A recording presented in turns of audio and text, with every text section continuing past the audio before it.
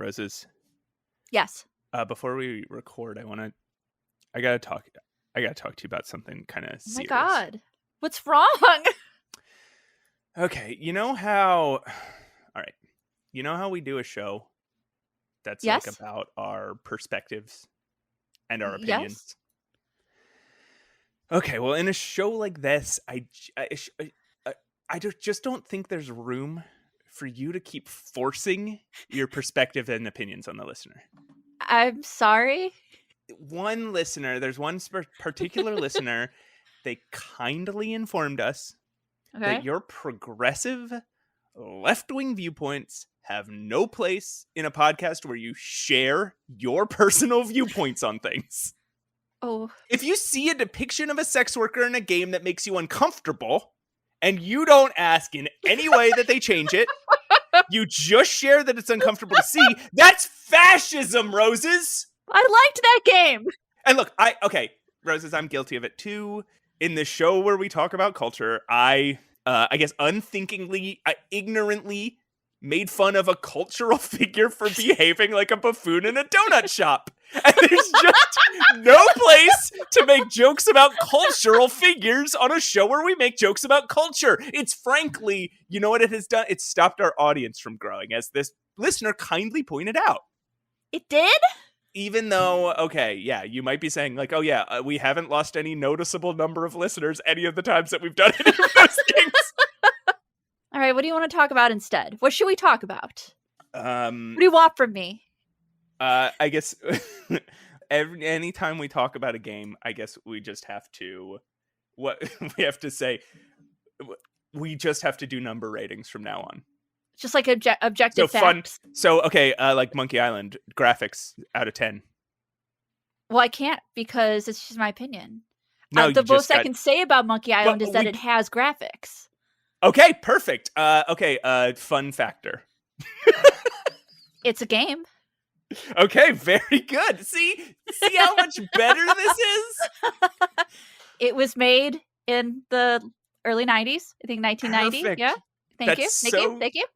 Good. This is really, really good content. Later, Guyver Streepwood was voiced by Dominic Armato. That's who voiced him. There's a little liberal for me. Get liberal? No, you were that was getting a little too liberal for me. Oh shit, sorry. What I meant to say is that it's done by LucasArts. Okay, yeah, you name a corporation. That's name a corporation. Perfectly. Yes, that's good. No, that's great. Thank you. I'm good at this. Okay, so now I guess if you want to start recording, we can start the show. Oh yeah, we've been recording the whole time. Ah! Yeah, this is all going out there. Oh no! This is for you, listener. Conservatives are whiny little bitches. Let's go.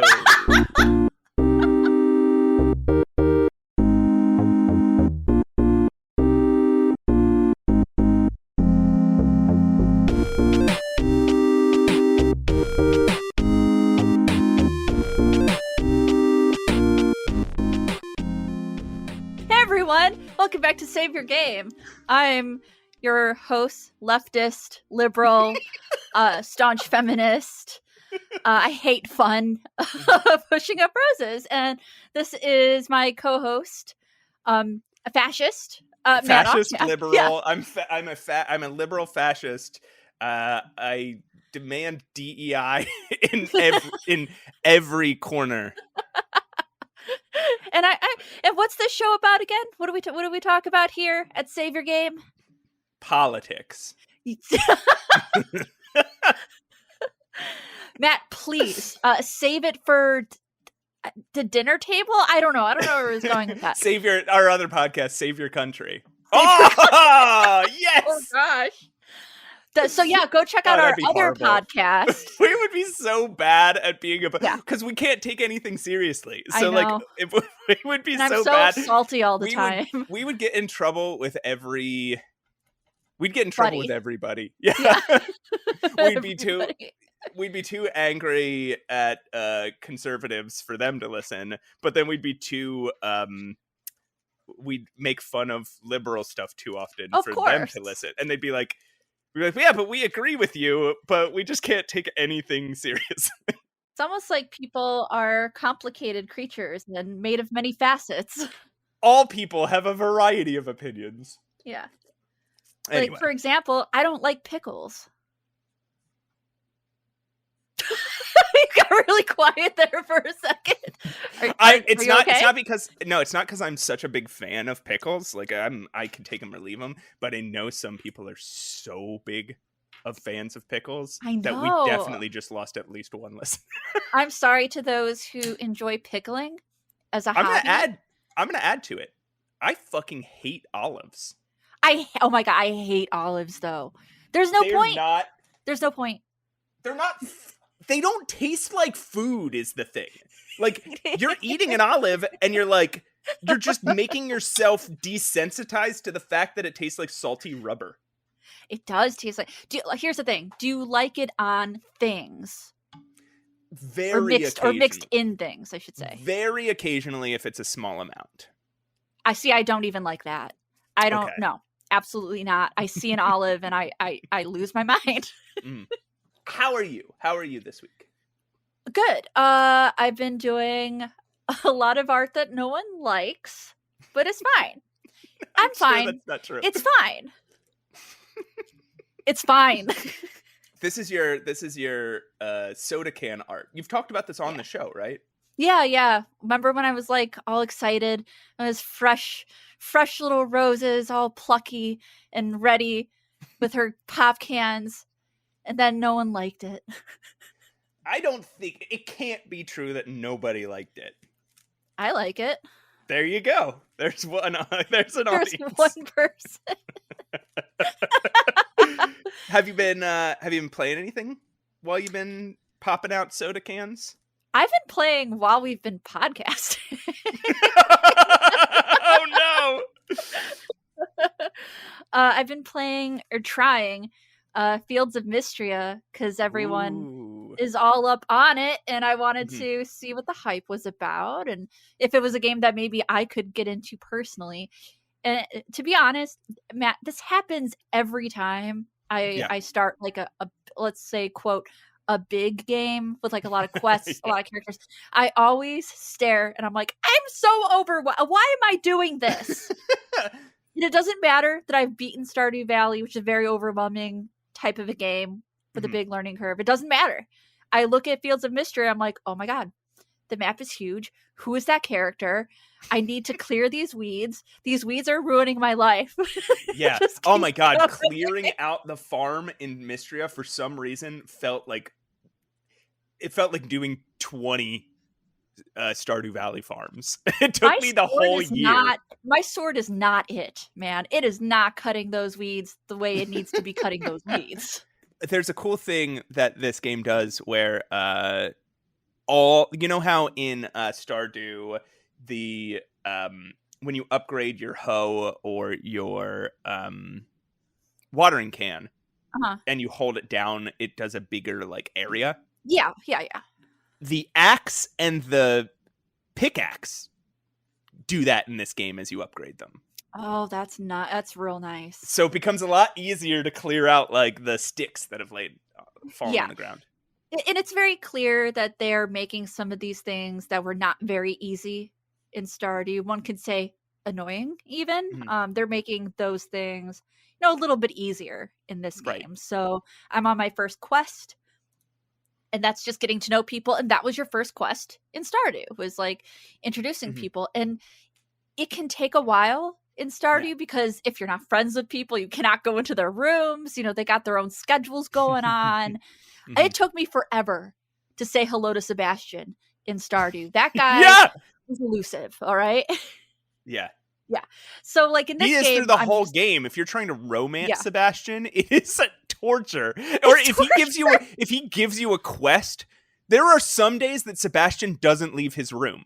So he'll bring me a jade, and then you're just standing outside of his room with a jade for 2 days. Like, come out! I need to give you this jade. You asked for it. Ask for it. No, this is obviously much easier. I'm Yeah. introducing myself to everyone. It's very cute. Like it's Mhm. got a very JRPG feel to it, while having obviously farming sim stuff. Like everyone, people gave me some seeds, Mhm. and I'm just trying to like get used to it because it's not Stardew, you guys. Right. It's a lot of people are comparing it. I'm having trouble with the comparison right now. It might change Okay. as I play it, but because I feel like the music is such a vibe, the caricatures are such a vibe. I like the dialogue more in this game than Stardew already. I think it's a Oh little yeah. more, yeah, a little more, you know, boisterous and fun. Have you gotten through a full week yet? No, no, no. Wow. Okay. There's I'm some just cool so yeah. overwhelmed by these Okay, weeds. okay. Everybody I'll give you one of them. Everybody gathers together uh in the pub I think it's every Friday Okay.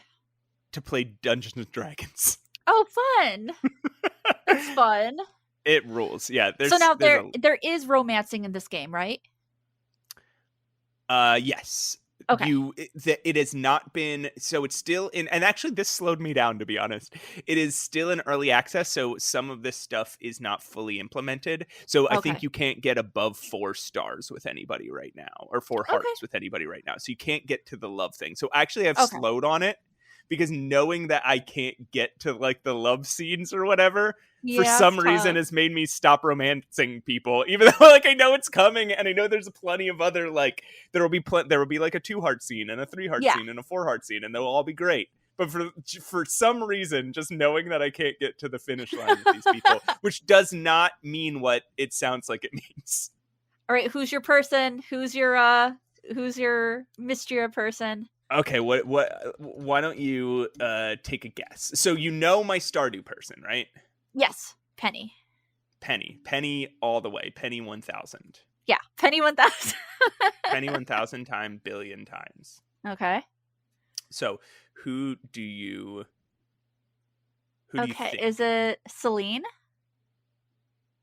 That, I think Celine is going to be a lot of people's. Yeah, I do too. Celine is like the sex bomb of the town. Oh wait, I'm thinking of the wrong person. Sorry. Let me go back. Celine she's blonde hair. She's very charming. Is there Serena? Is that another one? Sir, you were thinking of. Let me look. Looking. Oh, there's a lot of thinking characters. Yeah, hold on. Now I'm pulling up a wiki because Are you thinking of the bathhouse woman? Yes, I am. What's her name? Like the dark vampiress woman? Juniper. Juniper. Yes, Juniper I is the her. sex bomb of the game. Yeah. No, she's the sex bomb. It's fucking Celine. It's Celine all the way. Celine rules. Celine's great. I got it. I'm right. Yes. Oh my god, I'm the best. Celine loves flowers. You can bring Celine every flower. Any flower, she loves them. And some of them she likes and some of them she loves. And she's just adorable. She's got Penny energy. She does. That's why I said Celine. And when you're like, yeah, I don't know. I'm like, what? Really? Am I wrong? I thought I for whatever reason when you said Celine, I was picturing Juniper. Okay, yeah. Juniper's awesome. I haven't played in like 2 weeks, so give me a little bit of but yeah, Juniper's cool. Not my type romance wise. Right. But cool. Right. Same. I'm not gonna romance Juniper, but I do want to be friends with Juniper because me she too. seems like a badass, so I want to be. Yeah. I don't know if I know much enough about all the characters to say who I would romance yet. I do think Celine is going to be a lot of people's though. Where Penny was like a second string romance choice in Stardew for a lot of people, I think. Yeah. Celine's on the fucking cover of the game, right? Like yeah, Celine is the one, yeah. All right, so based on, you remember mine, right? From Stardew. Sebastian? No! Oh my god, Elliot? we talked Elliot. So okay, who do you think the Fields of Mistria is going to be? Oh man. Tough one. I don't know if there's actually a good comparison. There isn't, but I No. have two potentials. Okay. Hayden?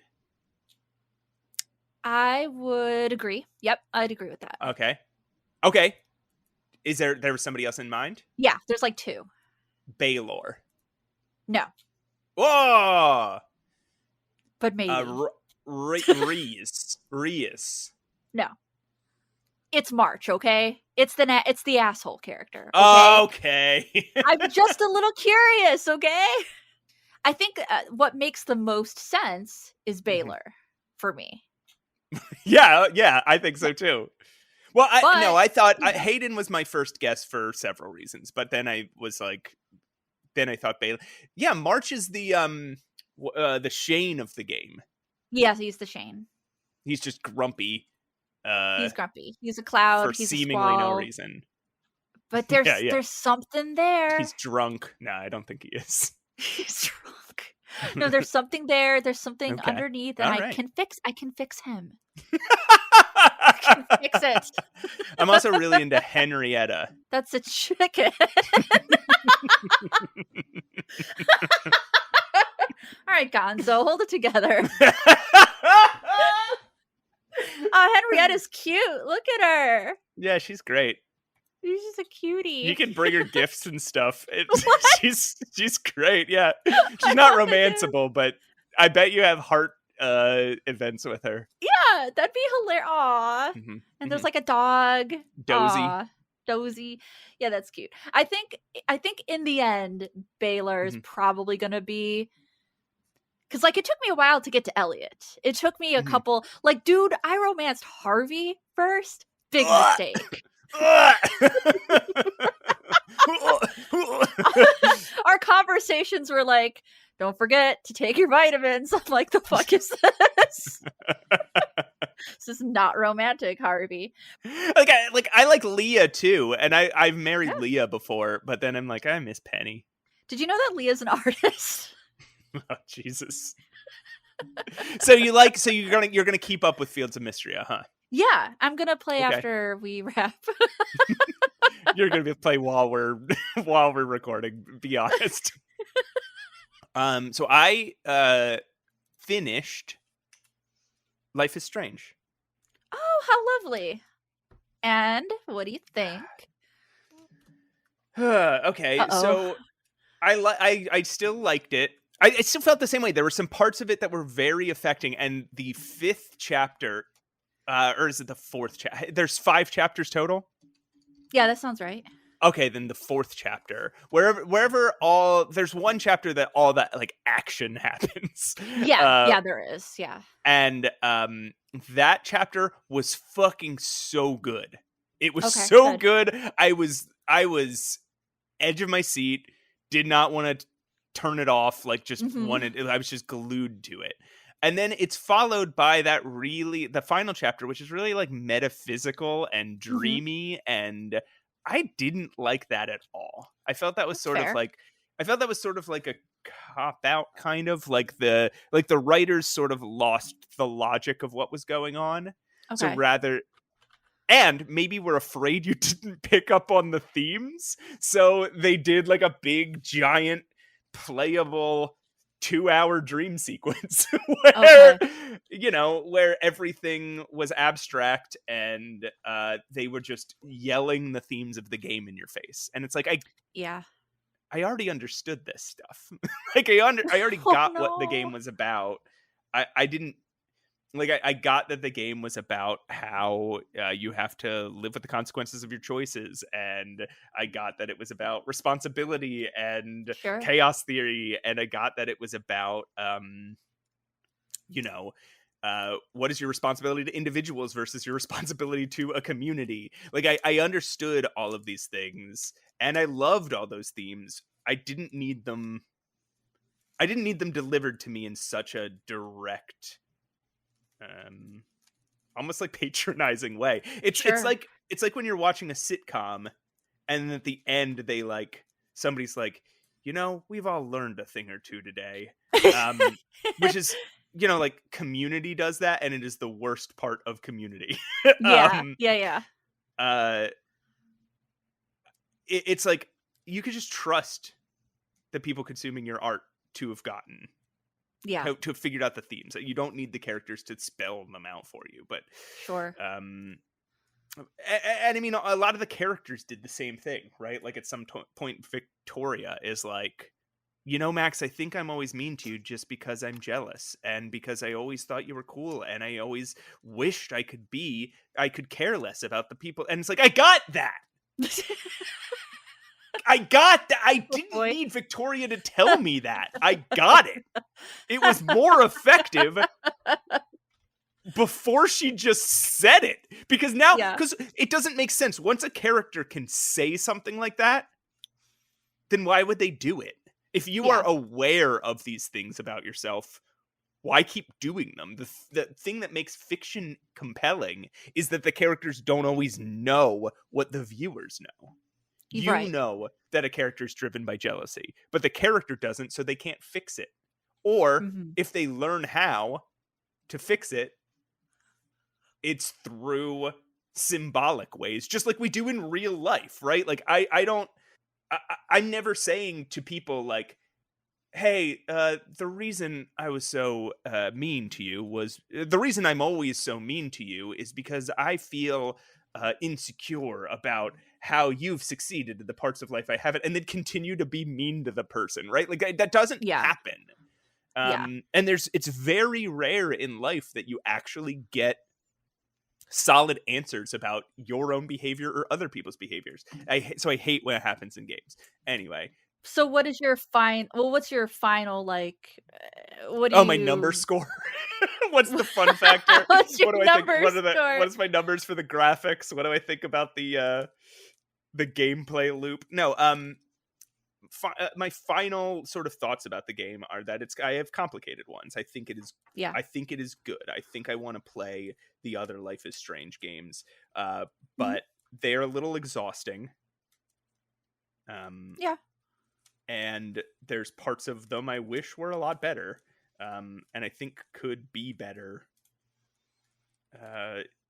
If they didn't, I think they could improve. And maybe they have, right? Like there's been 3 or 4 games since this one. Yeah, there's been more. Have you played any of the other ones? I have not. I've only played the original Life is Strange to completion. It's been many years too, so I'm like remembering bits and pieces as we talk about it because I know it goes off the rails at some point. Yeah. And I do remember it being very like satisfying to finish, but I personally I didn't want to play anymore for whatever reason. I don't know why. I just didn't. I felt compelled to like leave it at that experience and not play any of the others for whatever reason. Sure. Yeah. I think I could see that perspective. Like, I don't want to play another one for another couple months, right? Like, I don't want to, I wouldn't jump into Life is Strange 2 tomorrow. Right. But I think I do want to see what else Don't Nod does with the Life is Strange, properties. And if they sort of got rid of some of these bad puzzles, and they didn't feel like they needed to explain every bit of the narrative to me, and they didn't, drop into a weird surreal dream sequence, I think this game could have been an absolute masterpiece. But as it is, it's just like a very good and interesting game. Well, good. I'm glad you played it because I think it is one of those kind of important adventure games. I agree. And this is, and I played Tell Me Why, which is a bit more of a it does feel like this formula but matured. Yeah. So I think it feels like Don't Nod have learned lessons over time, but sure. Yeah. But yeah, I liked it. I'm really glad I played it. Oh, good. I'm glad. That makes me happy. Yeah. So what are we going to be talking about today, Roses? Oh my goodness. We've got a classic. Yeah, we can call it a classic. I feel comfortable. It is absolutely a classic. Today, we're going to be talking about Broken Sword. And this is a game that I know that you have finished and enjoy. Wait, are you talking about Circle of Blood? Yes, I'm talking about Shadows of the Templars or what the fuck ever. We don't call it Circle of Blood anymore, okay? That is how I bought it. When I first bought Wow. it, it was I saw it at a store and it was called Circle of Blood. And later, when I heard Wow. people talking about Broken Sword, I was like, "What is Broken Sword? Is this? Did they do another one?" And it was, Honestly, two very, very different titles. Like, what yeah, in the world? yeah. I don't even know what Um, Circle of Blood is supposed to mean. no, I don't either. It doesn't really match. It doesn't really match the game at all, does it? I kind of don't know what Broken Sword is supposed to mean. I don't think any. I think it's all bad titles. I Yeah, think the whole you're thing is right. bad titles. I mean, Shadow of the Templars makes sense. Like Yes. the in parenthesis, Yeah. But title. what's the That makes broken sense. sword? It's a metaphor. Oh, okay. Because the Templars were a sword that got broken by Life. lifetime. Okay, sorry. Okay, you continue. Anyway, we're gonna talk about that. We're talking Cool. about Broken Sword, the first Broken Sword today. It's a game that I think you like, and that I had not played in full until I sat down to play it for the podcast. Did I have a good time? I don't know. that I'm was very curious to see, how you feel. So that was real I'm weird. excited I'll to get. say that. I'm excited to get into this. So I'm gonna put on our break music, or unless you have more to say about Fields of Mistria. Celine forever. Celine rules.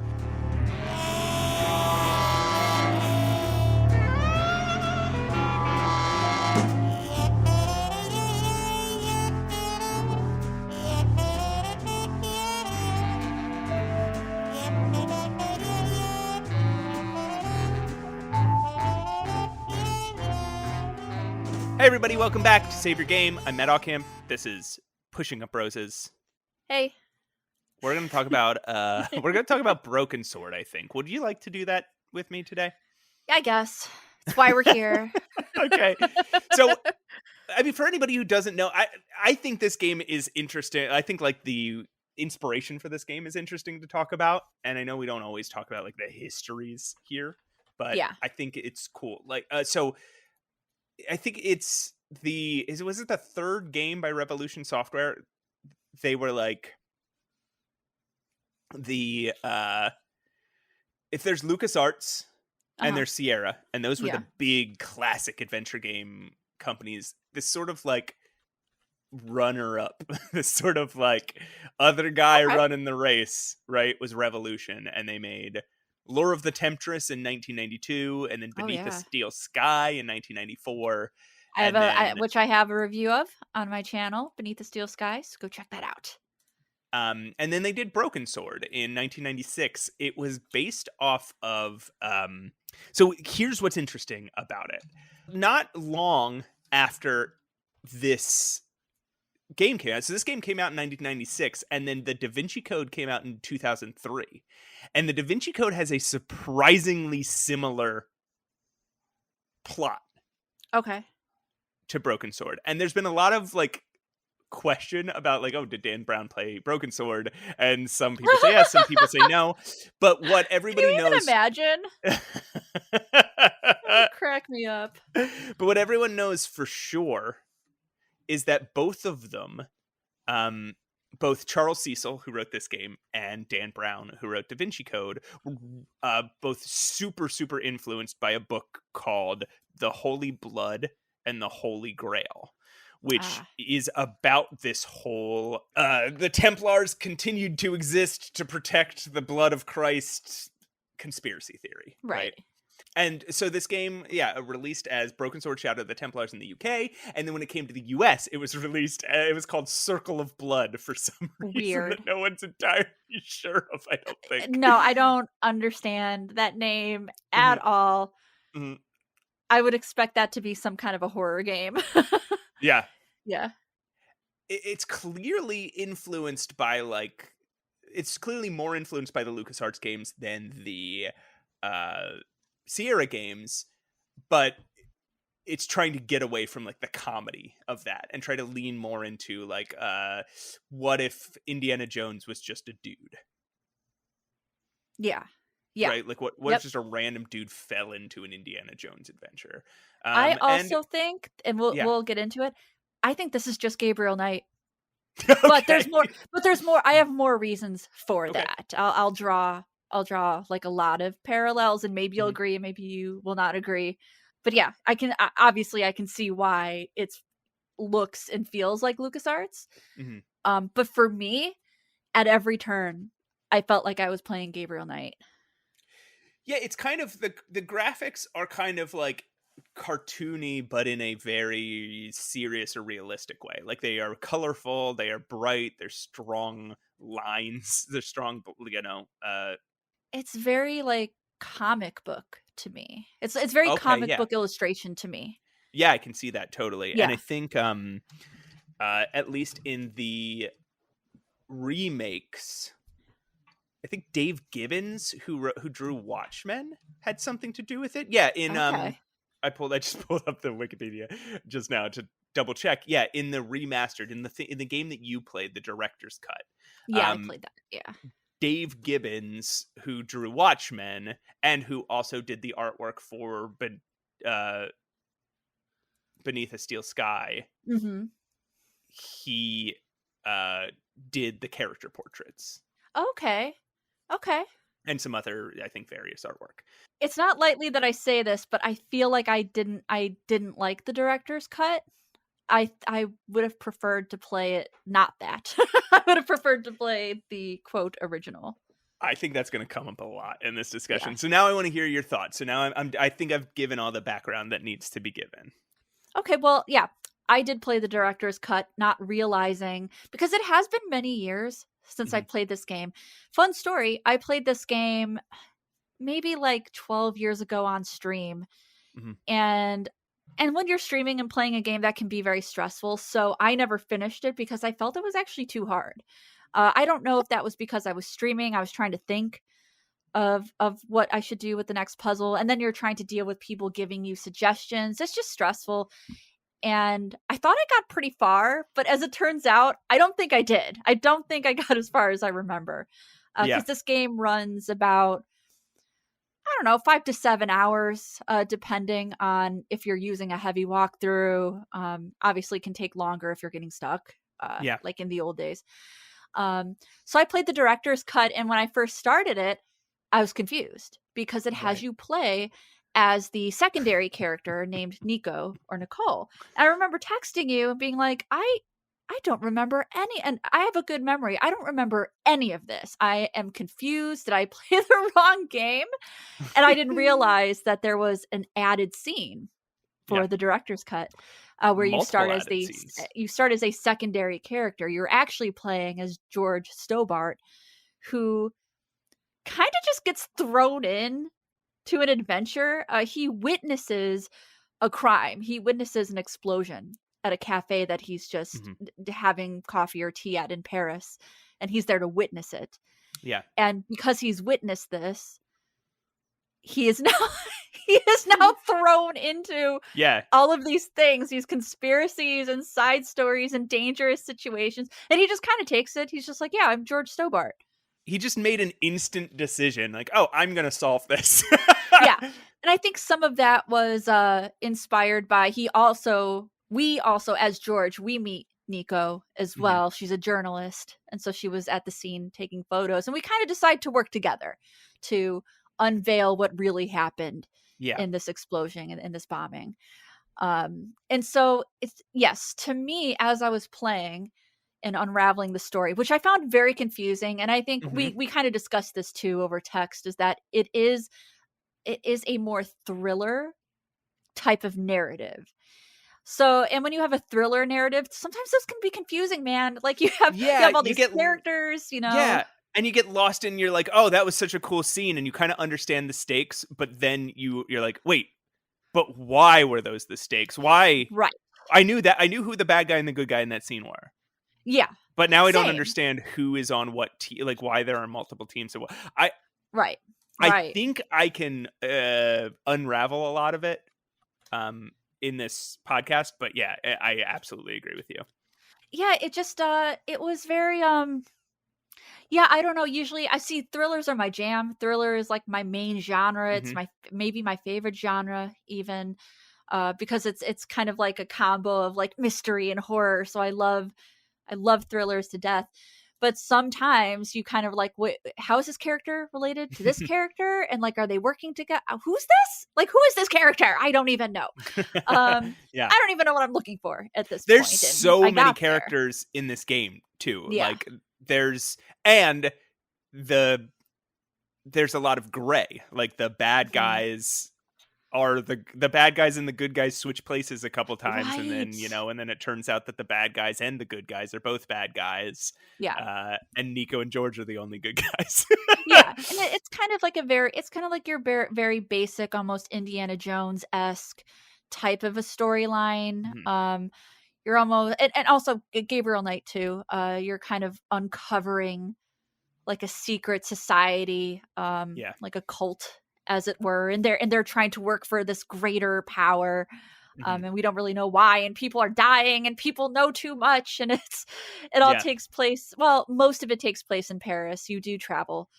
This wasn't something that really stuck with me, but thinking about it, yeah, you go to Ireland, you go to Yep. Spain, you go to Syria, you go to Yeah. Scotland, you go all over the place. You Uh, just agree. I don't know where you're getting this money from to travel, but well, you that's just that's agree to the do it.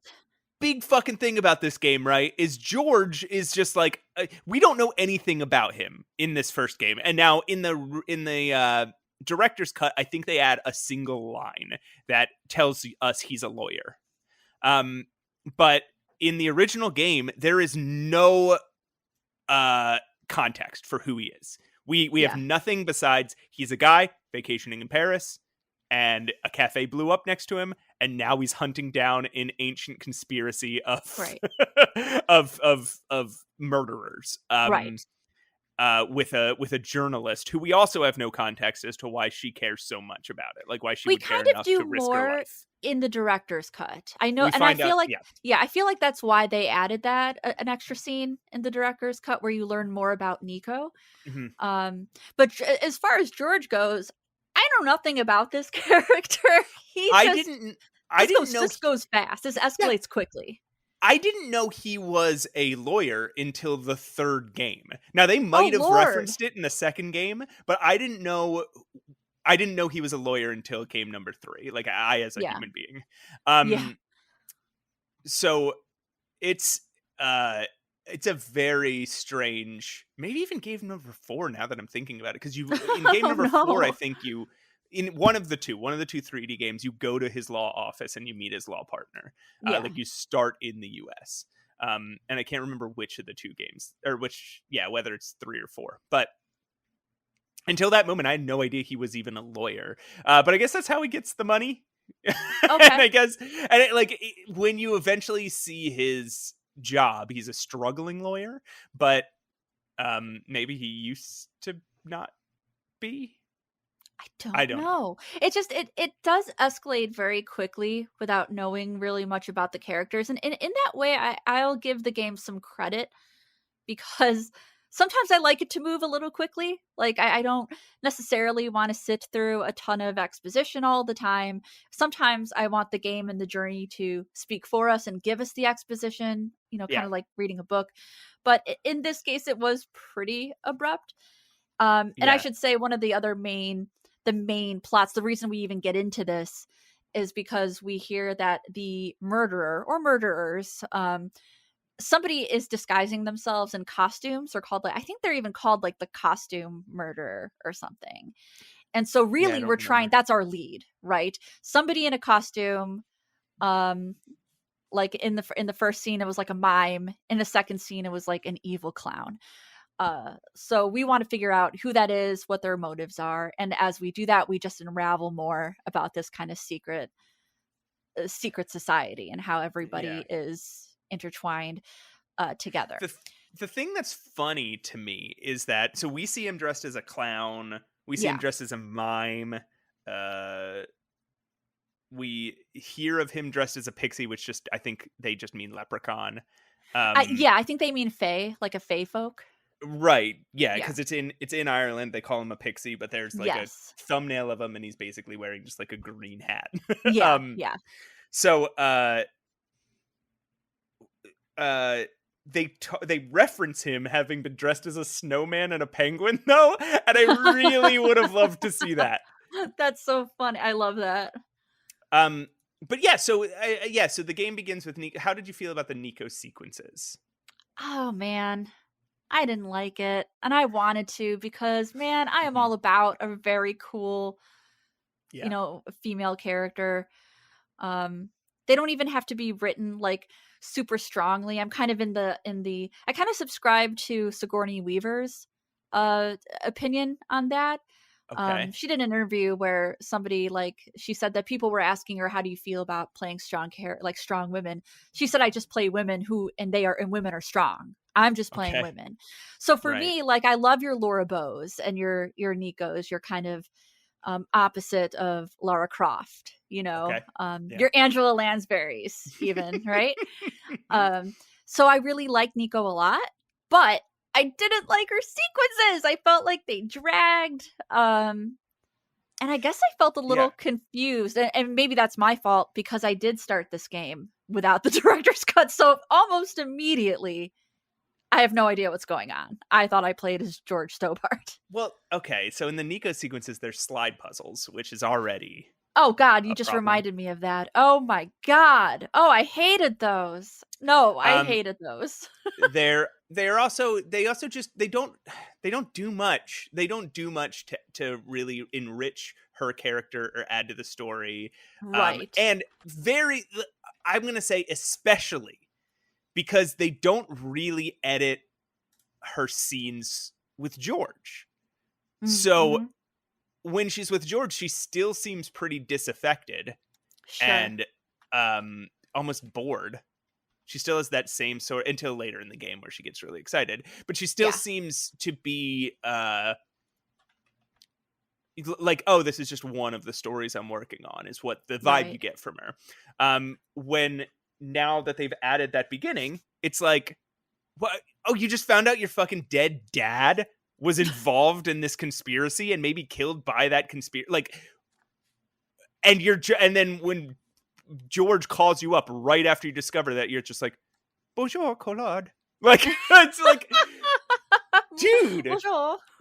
bonjour, Collard. Um, yeah.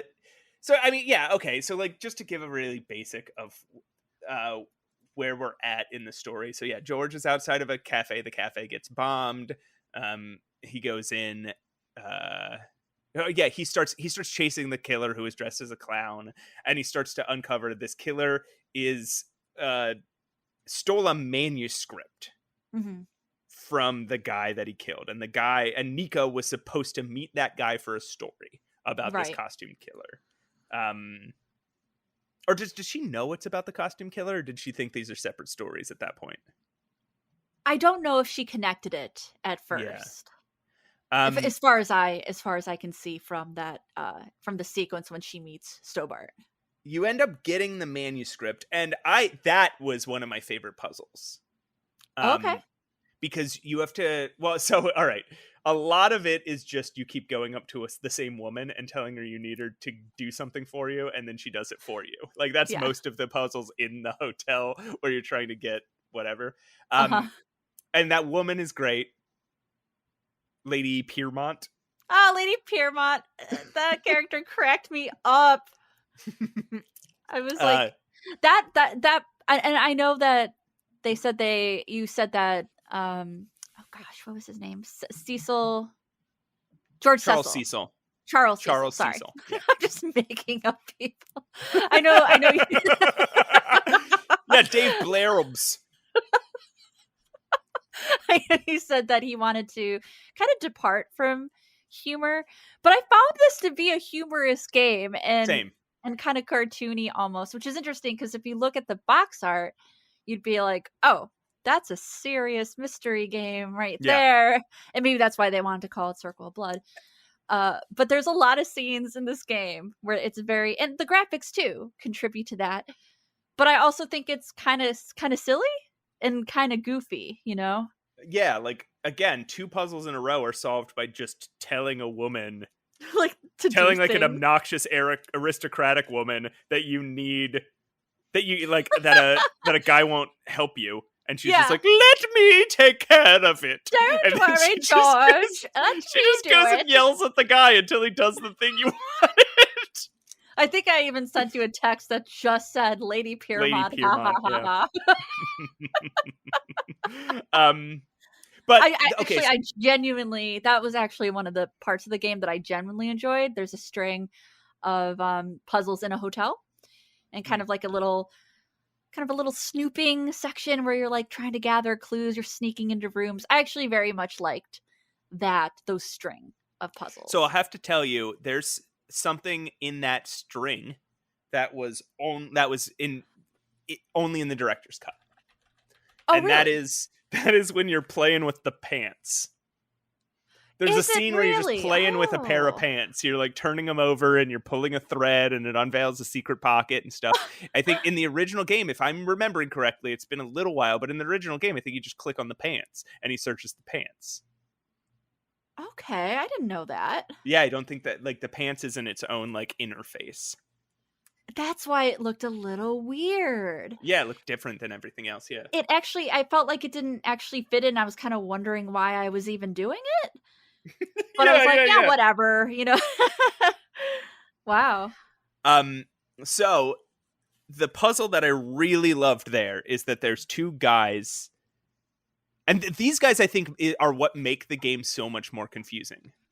Yeah. Because they are two thugs who you Oh, assume, the gangsters?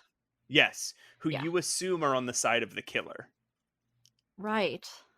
And you don't find out until much later that they are actually on the side of the people that the killer is killing. Oh, it's so confusing. So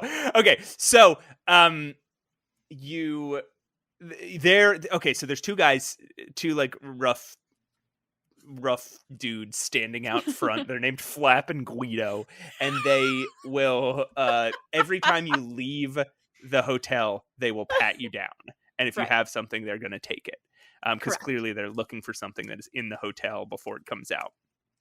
So you get this manuscript and you're like, oh, Flap and Guido are going to take it.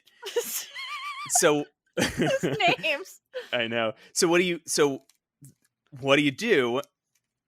It's the simplest thing. And this is, I think, what a good adventure game puzzle is. It is a very simple solution that is not immediately obvious.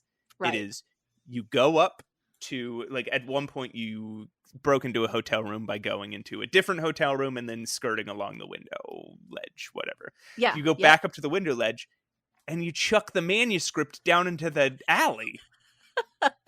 So that when you go down, they pat you down, you don't have it, and then you go back to the alley to get it. When I solved that as like a little kid, I was like, I am the smartest boy. I'm the smartest boy.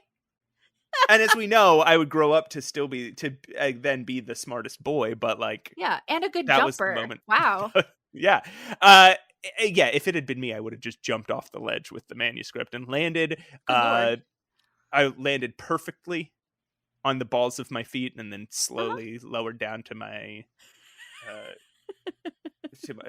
and then I just would have sauntered out of there. Or I would have just jumped off the rooftop all the way back to Nico's apartment.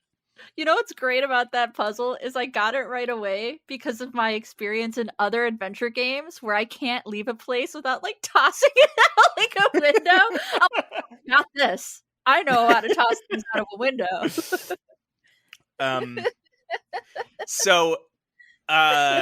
So after that, yeah, then it gets a little confusing because then you're like digging through a manuscript and trying to uncover something about the Knights Templar, and you don't really know why, and you don't really know what the connection is to all the murders. But you're like chasing down artifacts that are kind of related to the pictures on the manuscript, and you go to Syria, you go to Ireland, and that's where it gets really confusing because you're like, okay, how are these two things even tied together? Yeah, I was confused a lot of the time, but it wasn't a type of confusion that made me want to stop playing the game, because I enjoyed the experience of playing the game, even though maybe I was a little bit confused by the plot a little bit. Mhm. But I think that can be said for a lot of things that you've done Yeah. for the first time. It's kind of like, if I play this again, I'll probably understand it even more. The same way I had to watch like Ari Aster films a couple times to Okay, yeah. get everything out of it. That's like an Yeah. extreme example, right? But Ari Aster films are different too, because he leaves so much in there that you're like, okay, am I inventing this, or did he intend this? I know. and we will never know the answer.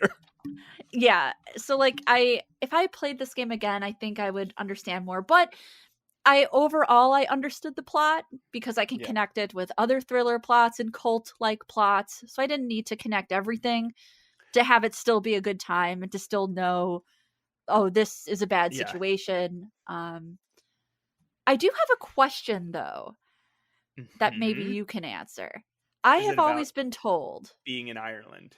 What? No, it's not. I mean, Is it a maybe puzzle that happens in Ireland? it is. Okay, all right. Okay. I have an answer for you. I was always told that, Mhm. quote, the goat puzzle was a very hard and stupid puzzle. Mhm. But I did the puzzle and it was fine. And I was wondering, like, oh, maybe it's just the director's cut. Maybe they Mhm. changed it and made it Mhm. easier. But it's not. It's always Mm. been the same. And I don't understand why this has made so many, ridiculous puzzle lists, I guess, because I got it immediately and it was fine. Okay, so it why, when you say it is just it is not just the director's cut, what drives that? What why do you believe that? Why do I because it was just so simple? No, why do you believe it was not just in the director's cut? What? Oh, because I looked it up. Okay, Because I was curious. I'm like, clearly they've changed this. So I looked up so a they like a did long change play. it. Oh, they did. Okay. Okay, so in the original, you have to get the goat to charge you. So he's facing in it. So his rope is in a certain direction. Mhm. Then you have to Oh, quickly run over and move the plow, so right. that now he charges you in the other direction, and then he gets caught on the plow. Okay. In the It's director's cut, all you have to do is move the plow, and he'll get caught. oh, And I didn't know that because that what I did was what Mhm, you said. I got charged because I'm like mhm. because I didn't know what was going to happen, right? Yeah, So I got charged, and then I'm like, well, there's only one other thing on this screen, and it's this plow. he got charged and he So knocked you. You got charged and he knocked you over. he knocked me over. Yeah. Okay, so that would have, at that point you would have already, if I'm remembering correctly, I think at that point you would have already kind of reset the puzzle. I think there. Ah. I'm not. I might not be remembering this entirely correctly, because the last time I played this, it was the director's cut. Okay. But the first time I played it was the original. And it, I think there's another way to get the goat to charge you that he doesn't hit you. And then Oh. you run over and move the plow, and then he charges you where he would normally hit you. He instead gets caught on the plow, I believe. Okay. So the problem with it is there's no other puzzle in the entire game that involves you moving the character to two different places. Every Got other it. puzzle in the game is solved by dialogue, or using an inventory object with another inventory object, or clicking on an inventory object. There's Right. no other puzzle in the rest of the game that involves you moving your physical character in the space Mhm. in a specific way. So that is at least the analysis of why people think the goat puzzle was so hard for people. Like, it's been a I mystery. see. Like people have tried to dive into this in like a psych, like with like a psychology sort of uh academia, right? Yeah. Because it's like, why is this puzzle's fairly simple, why was it so hard for everybody? And I think what generally people have come to is because it is the only time, I and see. it is the only puzzle in the game. I think maybe there's one other when you're about to get shot, but there are only two puzzles in the game, I think, where time is of the essence, Okay. where That's if you fair. don't do something fast enough, you don't get it. That's fair.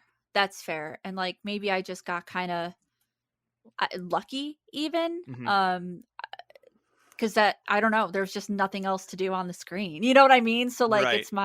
it's my nature to just click on Yeah, everything. yeah.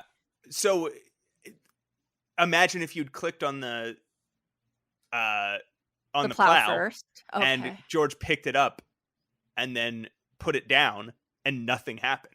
Right. You might Okay. not have thought to click on the plow again Okay. because you'd be like, oh, it didn't do anything. That makes more sense. Mhm. Yeah, that makes more sense. I just wasn't sure. Because there's just been so many games that I'm like, this puzzle, really? Like the one I'm not supposed to talk about, that I've been banned Mhm. from talking about.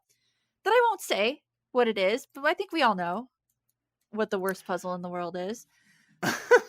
Oh, okay. So I pulled up the wiki just to make sure. So you do get knocked over by the goat. It is when you get knocked over, you just have to, while you're still like on your butt, you have to click the plow. So he Interesting. hops up really fast and runs and moves it. They did change that in the Yeah. director's cut because I was able to click on get rammed by the goat. Mhm. And then he like went back over to where he Yeah. was, and then I clicked on the plow. So I played this puzzle Okay. just to make sure I knew what I was talking about. Not the Yeah. old puzzle. I played the modern puzzle to make sure I knew why you were confused by it in the Okay. director's cut. And I got into the room, immediately clicked on the plow, and it worked. And it worked. Okay. So Okay. now, so in the director's cut, anytime you click on the plow, it works. Well, good. It also I'm might glad be a hesher. I've been calling it a plow this whole time. It might be, but anyway. Well, I'm glad they fixed it. That Or being said, sure, whatever. I did find some of the puzzles not particularly fun. And how do you want to know why I think it's like Gabriel Knight then? You kind of like did a Yes. little giggle when I'm like, okay, when I said that. Okay. So Yeah. literally, I felt that the mechanics were extremely Gabriel Knight. I felt that George Stobart was Gabriel Knight. I felt like Nico was Grace, our kind of fiery little Research assistant. research assistant. Yep. Yeah. I felt like the map travel was the same. I felt that we're like slowly uncovering this weird like murder that has like a cult aspect to it. Mm-hmm. I felt like but especially I felt like the interrogations were very similar. This is a very interrogative game because it's a mystery. We're trying to figure out we're interrogating people for the most part. So there's a lot of interrogation. Most of the puzzles are just solved with with interrogation. Most of the puzzles are just solved by clicking on like by talking to people. Yeah. And granted, like, you know, the tone might be different. Mm-hmm. The cult aspects, they have their different cults that we're following, but it really felt like that. Just everything I was unraveling made me feel like Gabriel Knight, you know, disguising myself as somebody else to talk to people, talking to these like old traditional people in different countries. You go to, you know, Germany at the end in Gabriel Knight. I don't know. I felt it. I felt there was a lot of parallels. I know you're not as big as a Gabriel Knight fan, maybe as I am. So I felt like I was drawing just so many parallels. No, I am a Gabriel Knight fan, but you're right. Yeah, no, I don't think I drew as many parallels, and because I played this game 20 years before I played Gabriel Knight. Oh, okay, fair. Yeah, fair. I played Gabriel Knight when I was a teen, so. And I don't think George Stobart is anything similar to Gabriel. He is not. No, you're right. He is not. I'm more talking about like the mechanic of it, to like where I keep going back to Nico, to telling them what I found, the same way Gabriel Knight keeps relying on Grace. That's actually something I really appreciated about Broken Sword, is every time we figured out something, we get this little cutscene where we're updating, you know, our assistant. Yeah. Like, that's nice. Yeah, he always runs right back to Nico. And there's a thing that, so Broken Sword has dynamic music. Yeah. Which this is something that's stuck with me my entire life, is I can remember the music hits. Like, I remember the solutions to some puzzles because I remember what I was doing when those big theatrical music swells happen. They're Yeah, yeah. so epic and they're so uplifting that when you do, like, that moment where you pick up the manuscript in the alley, the music sweeps and swirls around you and you're like, this is epic. I Yeah. rule. Like, it's so good. Yeah, it feels very, I say this when I feel very strongly about a Mhm. world or gameplay. It feels very grand. It feels grand adventure, just like that subgenre on Home of the Underdogs back in the day. How Grand adventure was actually one of the genres that you can choose. Yeah. And yeah, that's how I would describe this is a grand adventure and Yes. story in so many aspects. How do you feel about George Stobart? Okay. I think he's kind of a dingus, but that's just my opinion. I don't know. I don't know. He was A just dingus like Guybrush or no, a okay. no, not like Guybrush. Guybrush is an idiot that everyone loves. Yeah. George is smarter, obviously smarter than that. He's not as irresponsible as Guybrush Threepwood, who makes very bad decisions. I guess George for me it was maybe lacking in personality. So the only personality I Mhm. really could assign to him, like you said, you didn't even know he was a lawyer. You didn't even know his Yeah, occupation. yeah. At least we know Guybrush is a mighty pirate. Like, at least we know.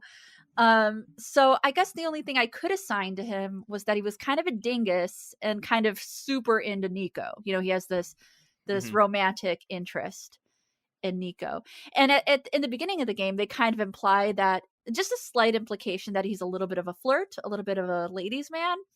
Oh, yeah. Because he was kind of like, "Ooh, the waitress, I think she's really into me." But they never And then really really stuck with upset that. when she talked to another dude. Yeah.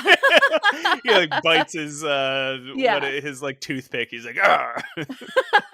But like as the game goes, you don't really get that aspect of him. Mhm, He's just into Nico, a woman he does not know very well. But I mhm. suppose it's implied that when he goes back to talk to her, they are having in-depth talks, and we as the player, we're not getting that. You know, we're supposed to use our imaginations a little bit, you know?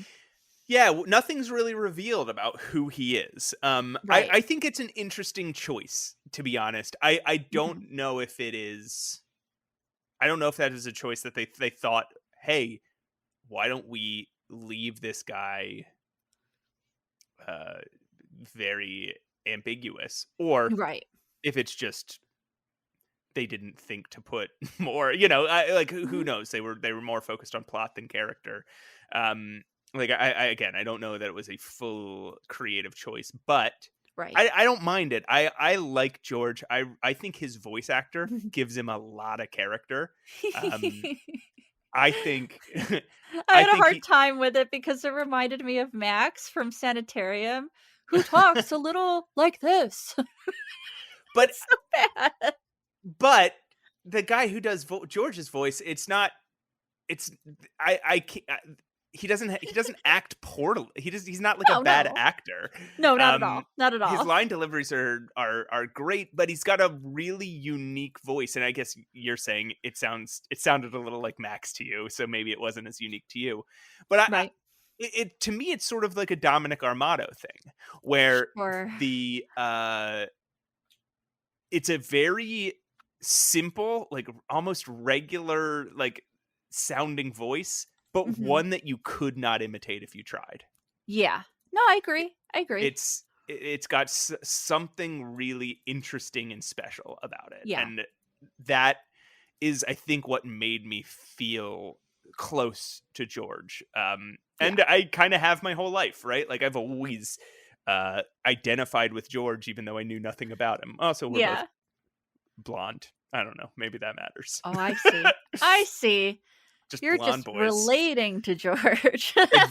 Adventuresome blonde boys who flirt too much. Um, Who are irresponsible and like they turn their girlfriends into gold and leave them on an island. You know, we've all been there. and I ask everybody about every inventory item I'm holding. That is my favorite thing about George. That I think is what made me like him as a character. Is that it's so funny that you can ask every character about every inventory item, and there's a unique dialogue for each one. There's not, people aren't Yeah. just like, nope, I don't know about that. People Yeah. don't say that. People have so like the whole game you're carrying around a tissue covered in grease paint that you found in the sewer, and it makes sense that you're carrying it around because you were chasing a clown who just killed a bunch of people. Yeah. But in reality, you're walking around with a soiled tissue you found in the sewer. So when you ask people about it, people are like, what is that? You're like, I tried to show Nico, and she's like, oh, shows, it is disgusting. Yeah. And another person goes, oh, it looks like a tissue that somebody's emptied their nose into. And people go, that's disgusting. Why would you show that to me? And you're like, so great. like, what is that? It's like a tissue. And where did you find it? The sewer. And they're like, and you just decided to carry it around with you. It's so funny to me. And he proudly shows everybody, like, if you show anybody the sewer key early in the game, you open a sewer with a sewer key. And if you show anybody, George is so proud of the fact that he got a sewer key and opened a sewer. He's like, hey, do you know what this is? And people are like, no, what? He's like, it's a sewer key. Use it to open a sewer. And people are like, oh, okay. Or when somebody's like, oh, that's a sewer key. Use it to open a sewer. He's like, what? How did you know that? Like, he's so upset because he thought he was like, it's so funny.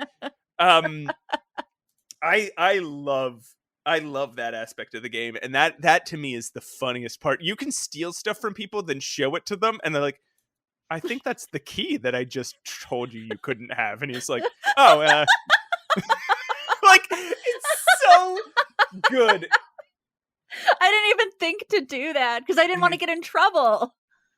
It's so, well, yeah, it's like LucasArts. You can't lose this game. I mean, you can die, I think, in 2 specific spots. You definitely get stuck. But you just restart.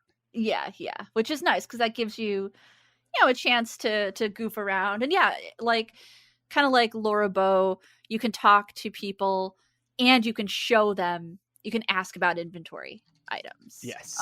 In kind of this interesting detective-esque way.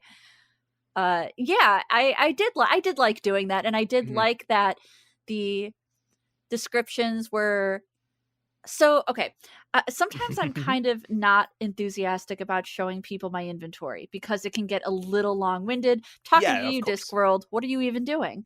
I didn't need a 5-paragraph essay on this drumstick that I showed a nobody. You know what I mean? But in this game, the responses are a little more terse. And they're funny, even if it's just like, oh, that is disgusting. But that's it. You know what I mean? That's it. Yeah. And some of the responses are like, no, I don't know anything about that.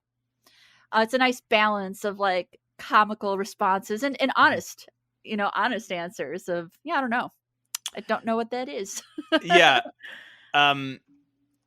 The other thing that's very funny to show everybody is the blood. At some point, you get a blood pressure measuring device. Yes. And it's the opposite of the sewer key, where he's showing everyone the sewer key because he's proud that he has one. He used it to open a sewer and knows what it is. When he shows people the blood pressure device, he has no idea what one is. In fact, and this is so funny to me because everybody's gotten their blood pressure taken before, so you know how basically to work a blood pressure device. Yeah, at some point George has to, and he just drops it on a guy's stomach and starts pumping it, and the guy's like, I don't think that's how it works, and he's like, oh, okay. And that's another thing that's so funny about George is his willingness to just, when somebody calls him stupid or somebody like tells him he's doing something wrong, he's just like, oh, okay.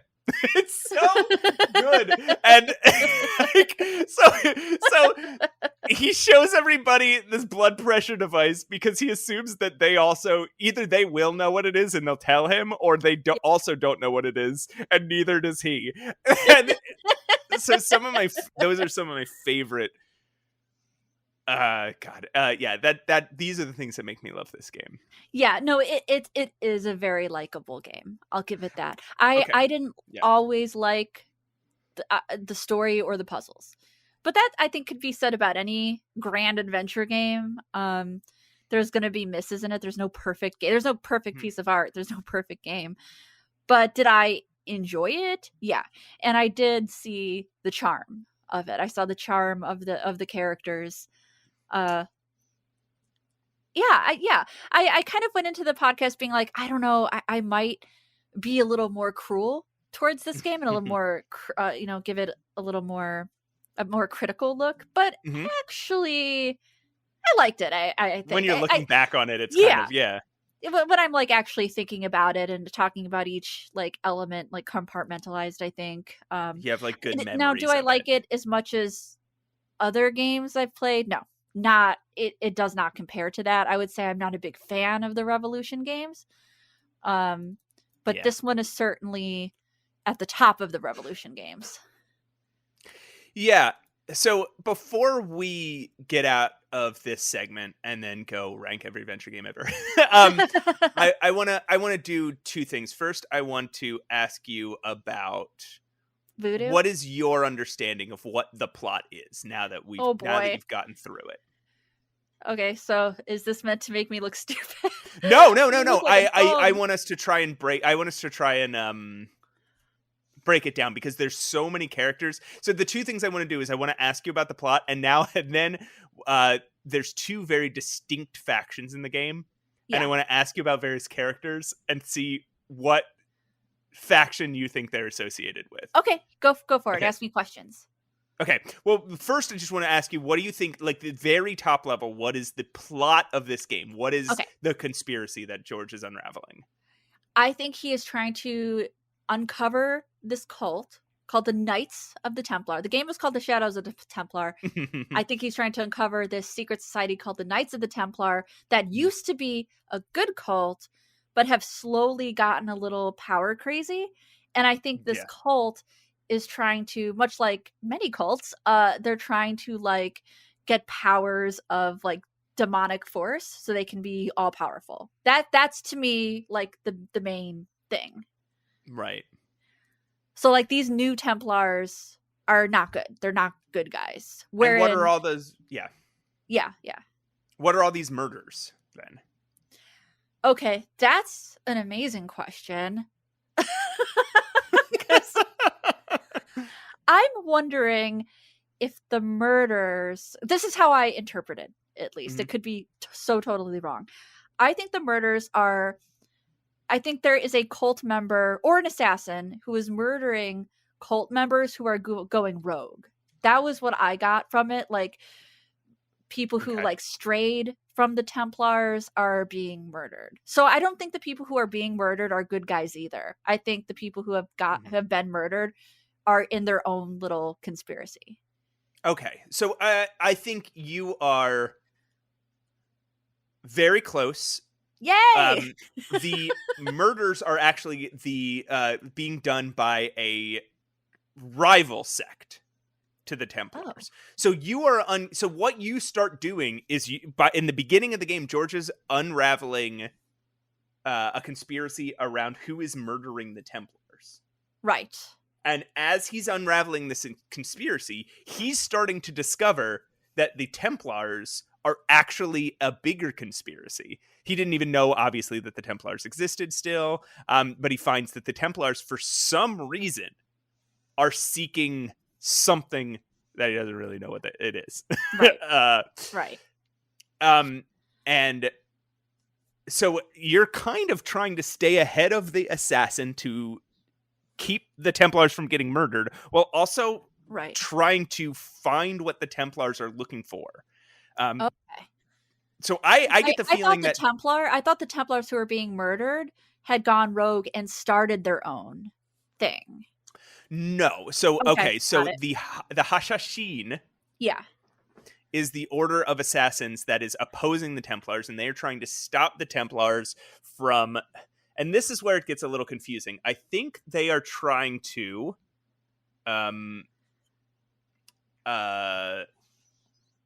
they're trying to like get something about Baphomet. They're trying to like get his power to take over the world or something. Yes.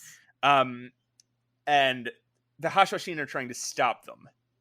Okay. but they're doing it with murder. With so murder, yeah. the first person I'll ask you about is Khan.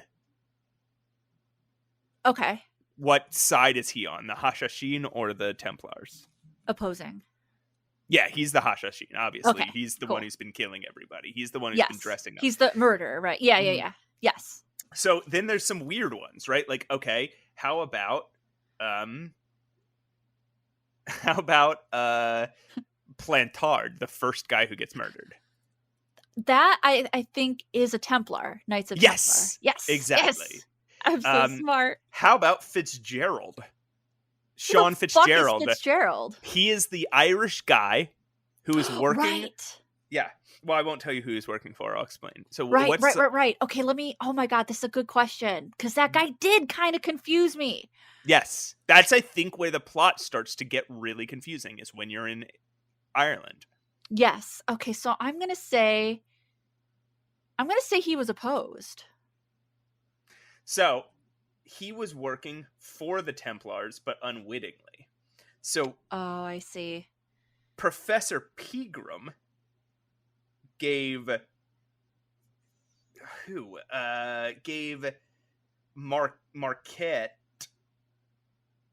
the diamond, or the gem that he found in his dig, Yeah. and then gave it to Fitzgerald to do something with. I'm not exactly sure what. So I'm close, because I But then- thought maybe he was like a mole. Because No, but then I knew he was working with Pegram. I know Pegram is a Templar. So When I we thought caught that yeah. him, when we caught him working for Pegram,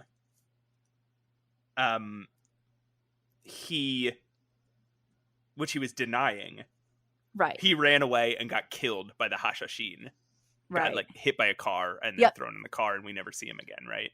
Yeah. And then he dropped the diamond, and then Khan comes and asks you, and you find the diamond.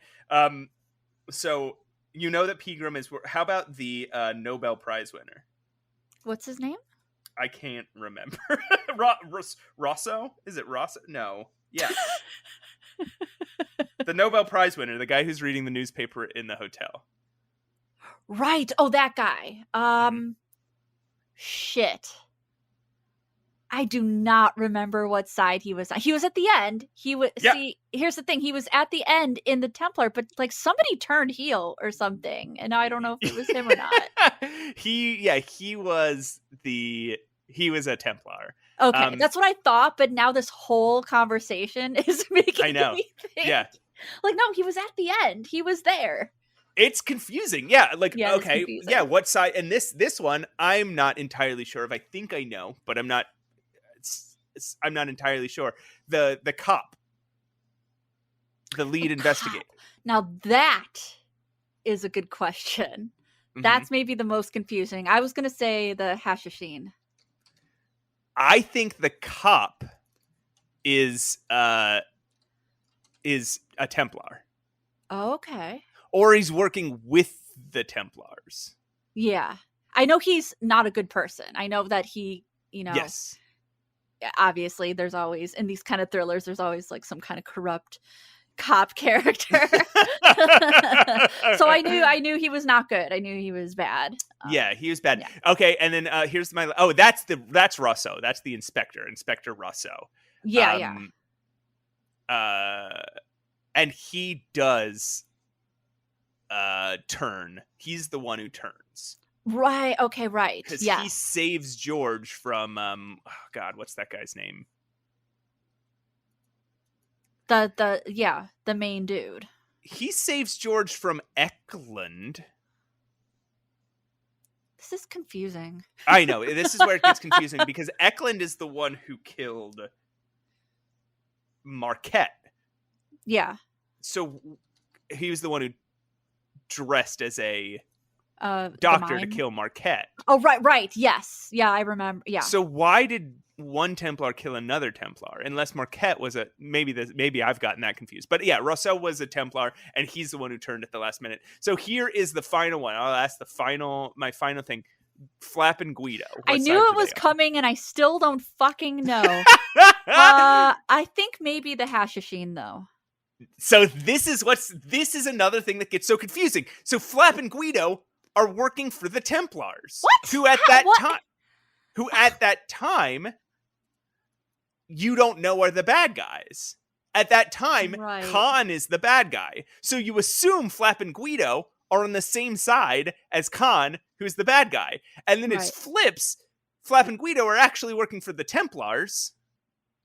And when you kill Khan later in the game, he tells you the truth that you and him were supposed to be on the same side the whole time. Right. Yeah. Right. Because he was working for the Hashashin, he was trying to stop the Templars. Just in a way that maybe you guys wouldn't have. Like, you wouldn't have gone around assassinating people. Yeah. Yeah. This is how confusing this game is. I don't understand. At one point, like literally at one point, I thought that Flap and Guido were their own thing. I'm just like, you know what?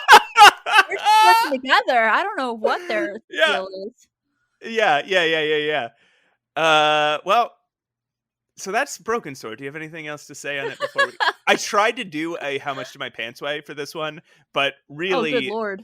They mostly carry stuff that is pretty light and made of paper, except for George spends the entire game with a giant sewer key down his pant leg. And he's so proud of it. Final thoughts, final score. 6.5. Do not bring your liberal bullshit into this. No, I did like retroactively. I appreciate this game a lot. Yeah. It is not one of my favorite games, and maybe if I had nostalgia for it, it would be different. But I do think if you like games like Curse of Monkey Island, or if you like the interrogative cult aspect of Gabriel Knight, and you combine that, I think this game is great. I think you will like this game if you like those elements. Just know that it's kind of a long one without a walkthrough, and don't be afraid to use a walkthrough, because I don't find all the puzzles to be very easy. Awesome. I think we should continue tackling Broken Sword games, by the way. Yeah. I have them all. I bought the trilogy. Well, I have excuse me. I have I knew you were going to say something. I have the first 3. I have the first 3 games. Okay, yeah. And the other thing that we have to say, because people are going to be so confused when they see this episode. Yeah. And they're going to have to wait until right now to hear that we planned this episode before we knew how close this would be to the remaster being released. Yeah, I had no idea, honestly. And I didn't... Apparently there's going to be even another Broken Sword game coming out. I don't know. Percival's Stone. So as of right now, as we're recording this, the remaster is being released tomorrow. So it'll be, so it'll be like 6 days or something that this after the release that this episode will go up. But neither of us have played the remaster. We reached out for a code. We didn't hear anything back, which isn't uncommon. It looks great. I can tell you from trailers and stuff, it looks beautiful. Excellent. Love to hear that. It seems like it'll be, if you've never played this game and now you want to, based on what we've talked about, it seems like the remaster would be the way to go. Not the director's cut, which not has the director's cut. I hate to say it, I really do, because I think a lot of work goes into these. I didn't find the director's cut worth it personally. I do like they included portraits, like talking portraits. It's fine. That's fine. But it didn't bring anything new to me. So I would be interested in a remaster. Yeah. See what that's like. All right. Well, that's our talk about Broken Sword. Do you want to do our outro now before the other segment or after the other segment? Yes, I do. Okay. Leave it to me. I got this. Please. And I won't botch it like I have in the past. Okay. All right. Pressure's on. We just want to say that we are part of the adventure game Hotspot Net. Did I already fuck it up? Adventure game? No, you got it right. I got it right, but then I doubted myself. Yeah. Oh no, a botch! I can't even believe this. A botch. I just want to go play Fields of Mistria and cry into some ice cream. No, we're part of the Adventure Game Hotspot Network. Go over there. A lot of reviews on adventure games. Matt writes adventure games for the site. We're happy to be partnered Adventure with game them. reviews. I don't write adventure games for the site. You do not write adventure games, but honestly, Oh, we I probably wish. could. Yeah, let's do it. We know enough about them where we could do it. And also questions, complaints, reviews, email us at mattandroses@gmail.com.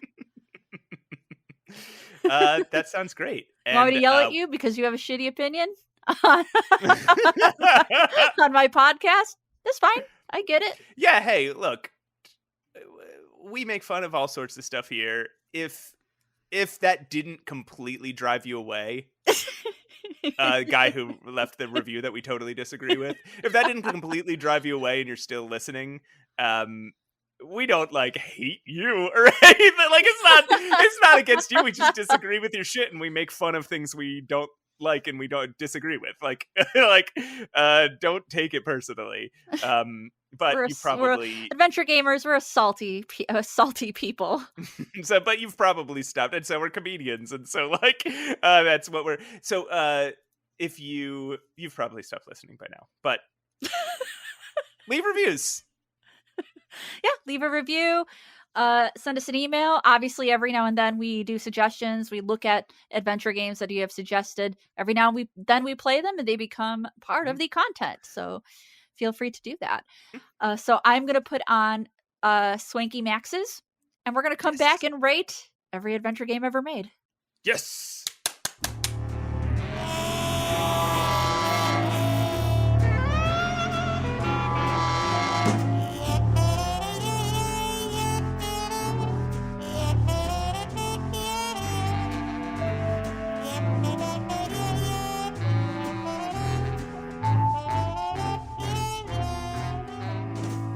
Hey everyone, welcome back.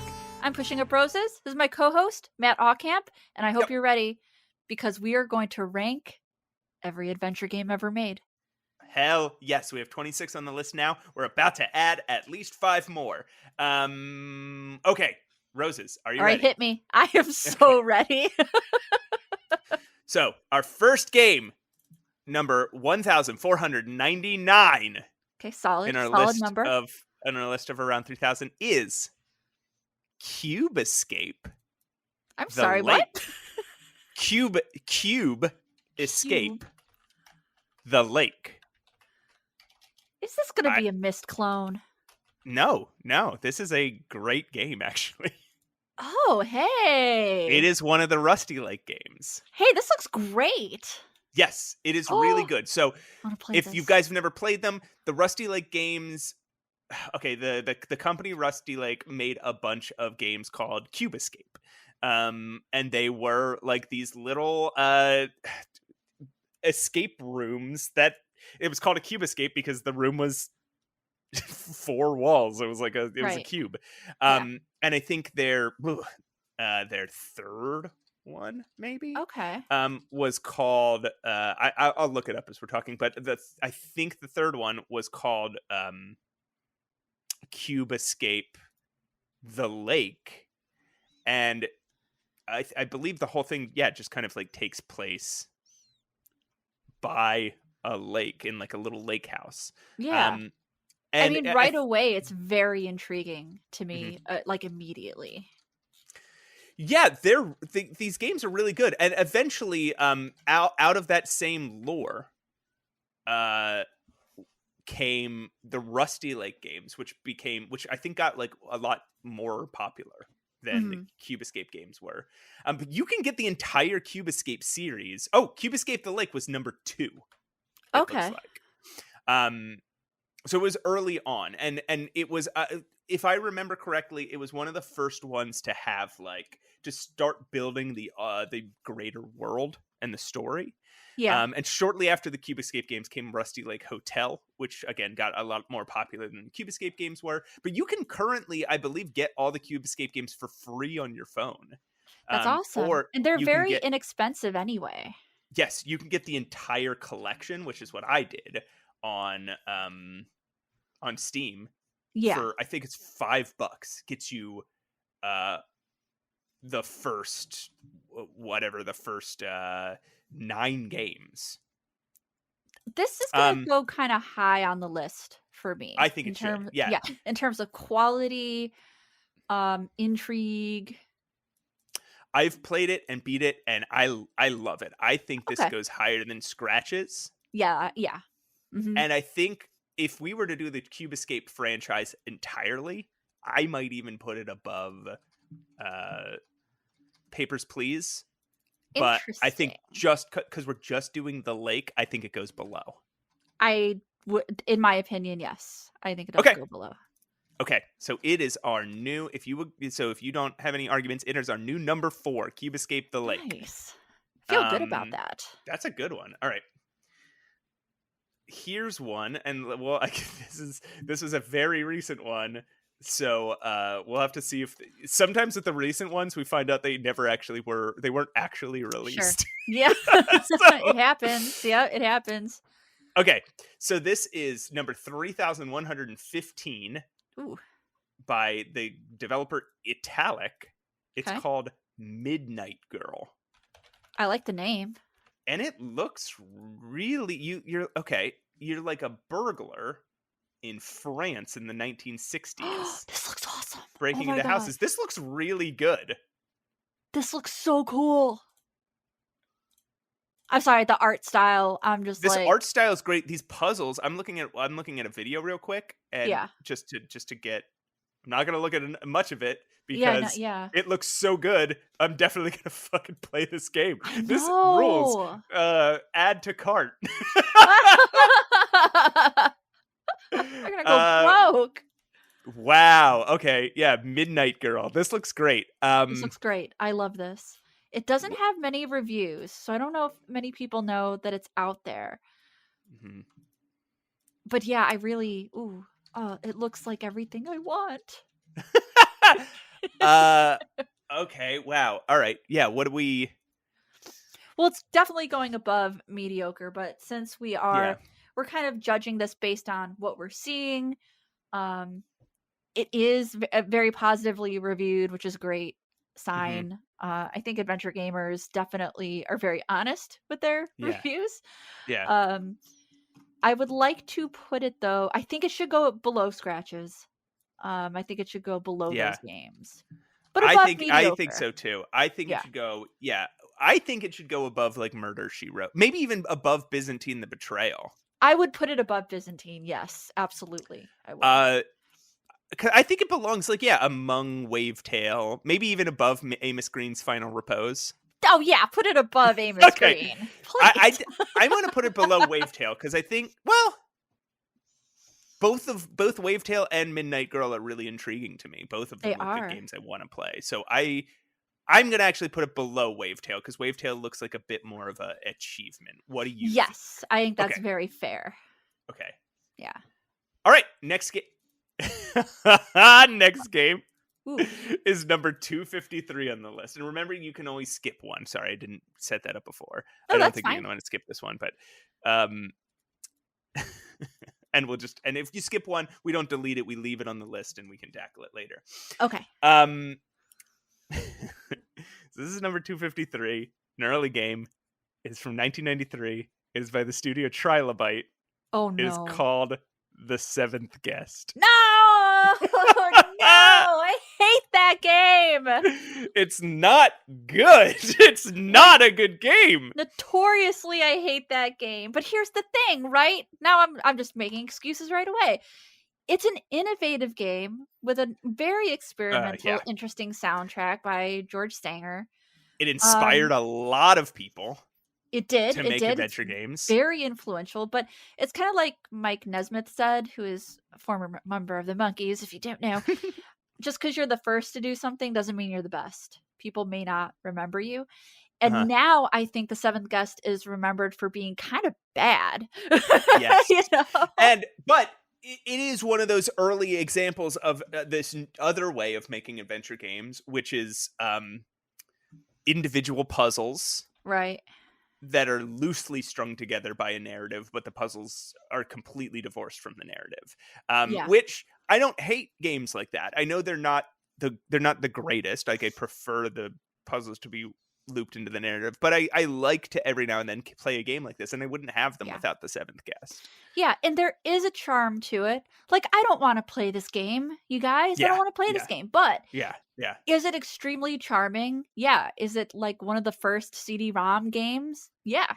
It did a lot. It really did a lot. And even though I don't like it, it has a history that makes me want to put it at least not in mediocre. Because it doesn't deserve that, you know? I agree. Doesn't matter if I don't like it. Agree. I would say it doesn't have the problematic stuff of like Deponia Doomsday. Right. So I would put it above Deponia. I would put it above Deponia because it's more of an achievement. Yeah. Yeah. But I don't know that I can put it above these games that look really interesting, like Dark Grim Mariupolis, which, oh my god, by the way, sorry, pause. We got an email about Dark Grim Mariupolis. We did? And I'm not going to wait till the email segment or the email episode. I'm going to talk about it now. Okay. Greetings from Ukraine, it says. And Andriy, him, writes to us telling us that the game, Mariupol is a city in Ukraine that was besieged and heavily bombarded during the spring of 2022 by the Russians. Okay. And was and still is occupied. Thousands of civilians were killed. Steam page of the game enforced my suspicions that the game has Ukrainian localization, and the Twitter account of the game creator confirmed it was a Ukrainian team. Okay. And here's the sad thing. The game was released some years ago, and the Twitter account has been silent since February of 2022, and the YouTube channel deleted. Oh my god. So the Russian invasion of Mariupol, let me look it up, was in May 2022. So just 3 months after their last tweet. So, oh my god. We hope for the best. Yeah, of course. Team Mariupolis. Yeah, of course. But, yeah, so that is he says, though, as I said, I do not have any exact information, and these are just my speculations. I just wanted to share some context, as this humorous title of Dark Grim Mariupolis sounds rather grim to me now. Yeah. So, yeah, same. Just wanted to share what Andriy passed on to us. Because yeah, thank you for sharing that. Yeah, thank you so much. That is an interesting bit of context. I had no idea. I just thought Mariupolis sounded weird when I tried to pronounce it. And it makes me want to, I think we've talked about how that game actually looks very interesting.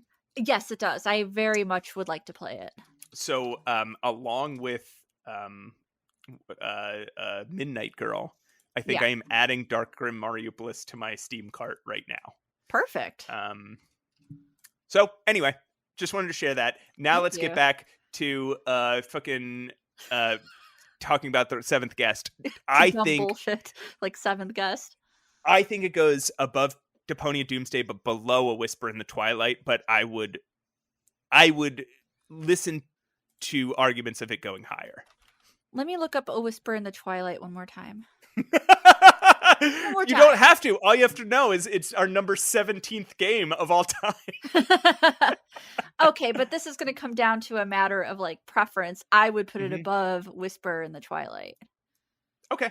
I'm just going to say yes to that. I don't have any argument about it. So seventh guest goes below Dark Grim Mariupolis and what if this segment ruins our friendship? What if we have such an insane disagreement? Just one of them, we just have a real huge fucking argument. Okay. Can't get over it. Here's something funny, because this next game that just came up, number 1433, is the game that I constantly reference when we're talking about mediocre games. Oh my god. What is it? It is Randall's Monday. Yeah, you have. When I think of the most middle of the road modern I don't know. Do you feel the same way? When I think of the most middle of the road modern point and click adventure game, Randall's Monday immediately leaps to my head. It doesn't like immediately spring to my head, but I Okay. 100% understand your perspective. Like Yeah. I would be like, yeah, it's fine. Right. You know Yeah. what I mean? Like it's fine. I've never played the whole thing. I've played a little bit. I think I played the demo a while ago, and Yeah, I was just same. like, yeah, it's very point and click. It's a little South Parky humor. Yeah. Doesn't And there's I'm not like a huge fan of the Daedalic Entertainment games. Well, that's uh-huh. not the developer though. That's the publisher. No.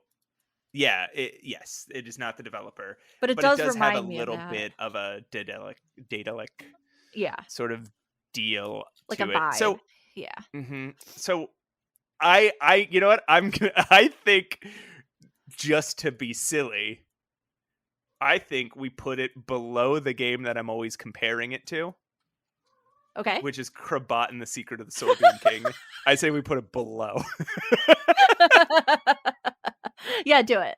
Okay, all right. It's so funny now because we have Deponia, Doomsday, Krabat, and the Secret of the Sorbian King, and Randall's Monday. Just 3 games that you could just grab assets from one and replace them with the other, and no one would notice.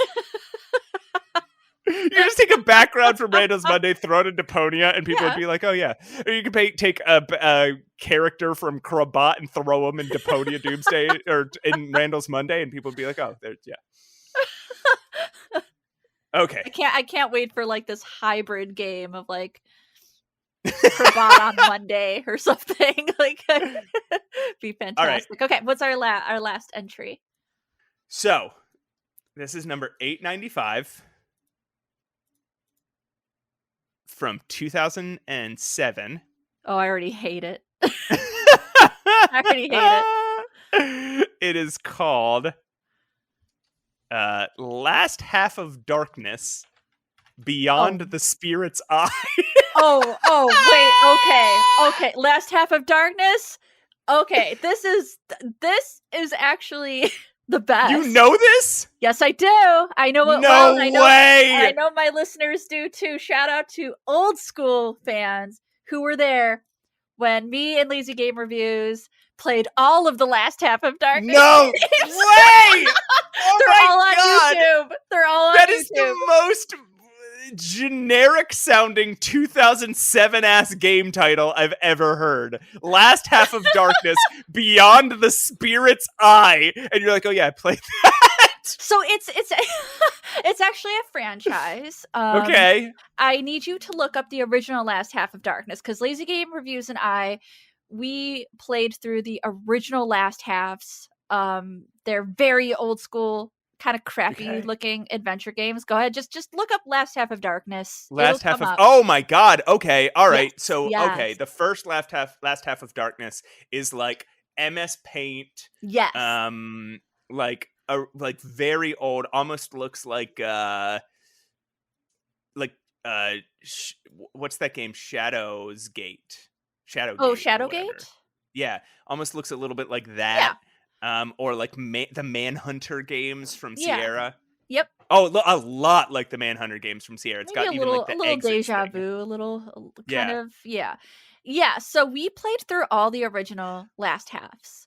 Okay. And we were always, and we had a great time playing these. Now, okay. I have a little bit of a connection to this game because it used to be on one of the first compilations I ever got on CD-ROM. It was just a compilation of just games. And there was an adventure game section, and Last Half of Darkness was in that section. And I'd play the hell out of it. It's terrible, awful game. But we had so much fun playing it. Beyond the Spirit's Eye looks like bad 3D. It is bad 3D. So they did continue. Yeah, they continued the franchise. Yeah. And they went they updated their graphics. They went 3D. Later, they have a game called Society of the Serpent Moon, which came out in 2011 then, and is a third-person 3D game. Wow, they kept doing it, huh? They kept doing it, even though they started like that. Wow. Okay, so there's something kind of impressive about that. Yeah.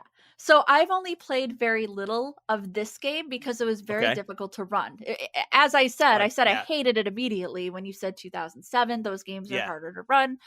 And I'm trying not to let my connection to the first 3 games like color what I feel Yeah. about the newer games, but I do think these are like good games. Like I think the Huh. atmosphere of these games is really nice, and like we joke, me and LGR joke about eerie ambience because in the games it's like there's an eerie ambience. It does. It has a good eerie ambience.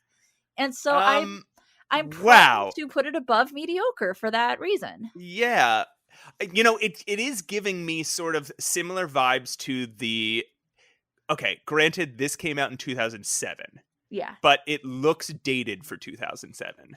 Yes, it It does. looks It does. But older like than keep in games mind made in the 2007. the first like last halves, those 3, they look dated for their time too. Yeah. So They're always a when little I look behind. at this, I think of the late 90s. I think of like Mhm. Byzantine the Betrayal. So if you're trying to put it above mediocre, that's where my mind immediately goes. I would say I have 2 thoughts, or I would put it around like hella cyberpunk thriller. I would put it around there. That it gives me similar vibes for sure. So yeah, would you put it okay, so hella cyberpunk thriller is our number 15 and See, I Byzantine would the put it Betrayal is above. number 11. I would put it above because I think it's impressive that this franchise has done what it did Yeah, based that's true. on yeah, like honestly, like And it's fun that they keep making games that are just a little behind the yes. era that Yeah. they're in. All right, so do you want to put it all the way up at number 11, over Byzantine the Betrayal, below Amos Green's Final Repose? Yes. I would put it above Byzantine and I would put it below Amos Green. Okay, well, we have our top 30. Wait, how do we have 30? This is, I think, what's confusing me. Okay, everybody. Rose has just had. Here's what I just told her. It sounded like her mic was playing through an Atari speaker at the bottom of the ocean. It just sounded so wild. So, what she already knows deep down in her heart, I guess, is that artists suffer. But what she forgot to know first was that podcast is art.